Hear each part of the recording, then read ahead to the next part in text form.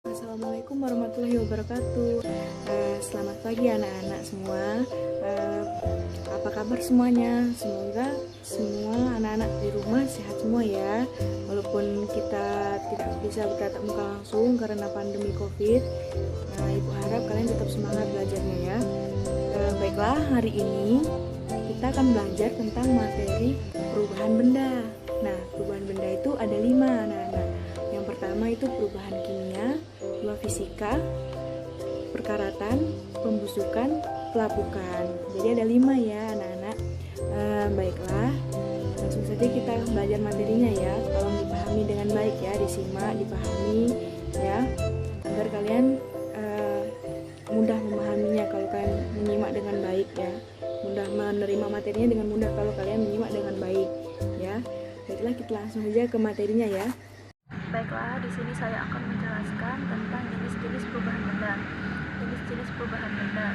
Panas merupakan suatu bentuk energi yang dapat melakukan kerja pada suatu benda. Perubahan benda karena pengaruh panas dibedakan menjadi 2, yaitu perubahan fisika dan perubahan kimia. Perubahan fisika yaitu adalah perubahan wujud benda yang tidak dapat disertai dengan perubahan sifat. Perubahan benda dapat kembali ke wujud semula atau sementara. Contoh dari perubahan fisika yaitu es yang mencair. Es dapat dibentuk kembali dengan cara didinginkan. Kemudian ada perubahan kimia. Perubahan kimia merupakan perubahan wujud benda yang disertai dengan perubahan sifat benda. Perubahan benda tidak dapat kembali ke wujud semula atau bersifat tetap. Contohnya yaitu kayu. Jika dibakar, kayu akan tetap berubah menjadi arang. Pagi anak-anak. Baiklah, sebelum Ibu memulai materi pada pagi hari ini, ada baiknya kita membaca doa terlebih dahulu. Berdoa dimulai. Berdoa selesai. Baiklah, di sini Ibu akan menjelaskan materi pada pagi hari ini, yaitu materinya pengertian pelapukan, perkaratan, dan pembusukan. Ada yang tahu pengertian pelapukan nggak? Baiklah, kalau nggak ada, Ibu akan jelaskan. Pelapukan adalah lapuk menurut Kamus Besar Bahasa Indonesia. KBBI artinya lapuk berhubungan dengan penghancuran bahan yang berasal dari tumbuhan dan binatang oleh aktivitas jamur dan jasad renik lainnya. Sedangkan arti dari pelapukan menurut KBBI adalah proses cara pembuatan menjadi lapuk. Pelapukan adalah proses atrasi, perubahan komposisi, meteorologi, bantuan dalam keadaan padat. Karena pengaruh suhu dan tekanan yang tinggi dan tidak dalam kondisi isokimia menghasilkan mineral lembung, kurasa, oksida atau sulfida, logam, dan pragesinasi, pemisahan kristal dan larutan karena proses kristalasi berjalan tidak seimbang atau kristal pada waktu pendinginan tidak mengikuti perkembangan. Hasil dari pelapukan ini merupakan asal dari bantuan sedimen atau tanah soil. Kiranya penting untuk diketahui bahwa proses pelapukan akan menghancurkan bantuan atau bahan pelarutan sebagai dari mineral untuk kemudian menjadi atau didepankan sebagai bantuan sedimen klasik. Jenis pelapukan contohnya pelapukan biologis atau organik, pelapukan fisika atau mekanik, pelapukan kimia. Cara mencegah atau memperlambat pelapukan kayu dapat dicegah dengan cara melapisi kayu dengan menggunakan cat.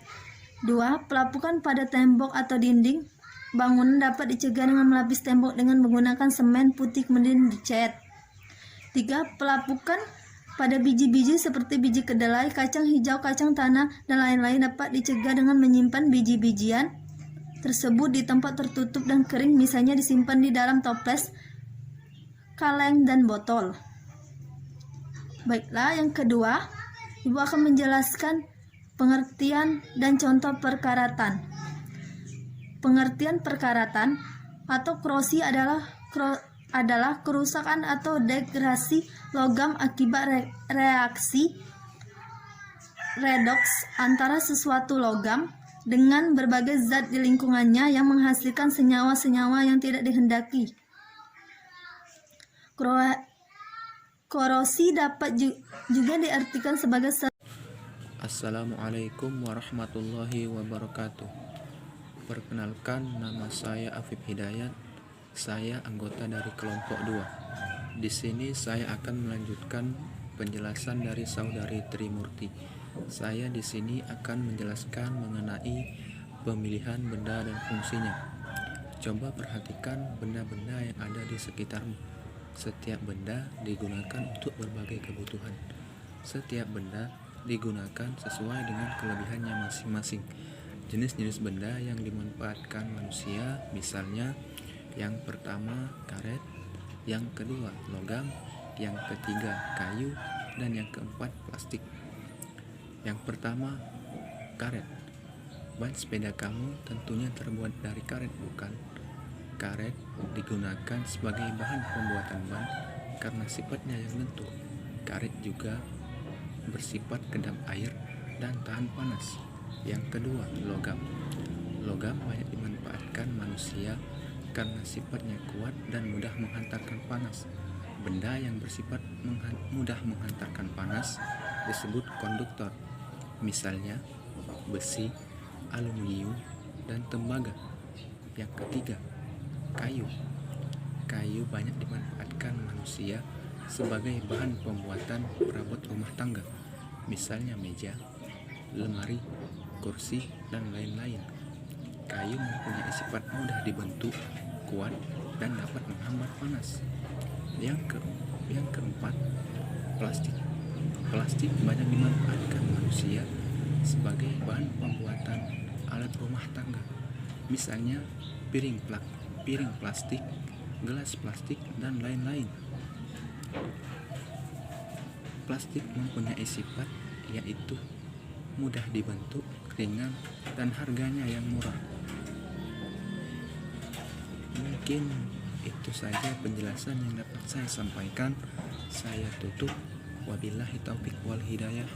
Wassalamualaikum warahmatullahi wabarakatuh.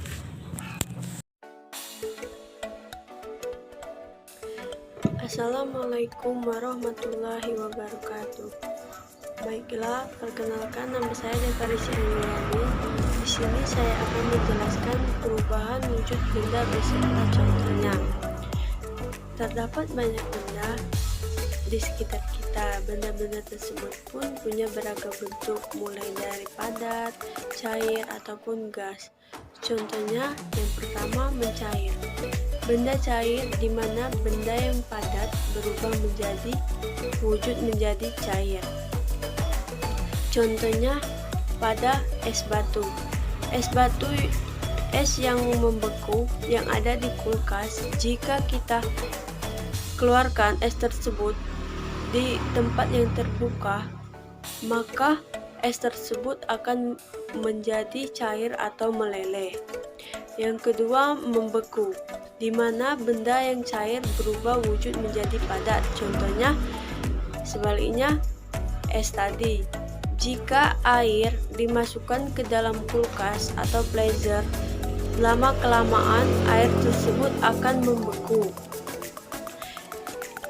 Yang ketiga, menguap, di mana benda cair berubah menjadi wujud gas. Contohnya dalam kehidupan sehari-hari saat memasak air. Jika kita lihat, ketika air sudah matang atau sudah masak, ada uap yang keluar dari teko tersebut. Terus yang keempat, mengembun. Benda gas berubah wujud ke cair. Contohnya pada saat pagi hari, ada gas yang keluar dari udara di tanaman atau bunga. Yang kelima, mengkristal. Perubahan wujud benda gas ke padat. Contohnya air panas yang dibiarkan membeku di tempat yang dingin. Yang keenam, menyublim. Perubahan wujud padat menjadi gas. Contohnya pada kapas barus. Jika kita letakkan kapas barus di tempat seperti di pinggir rumah atau di pinggir kamar mandi, kapas barus tersebut lama-kelamaan akan mengecil atau habis. Baiklah, hanya itu yang dapat saya sampaikan. Wassalamualaikum warahmatullahi wabarakatuh.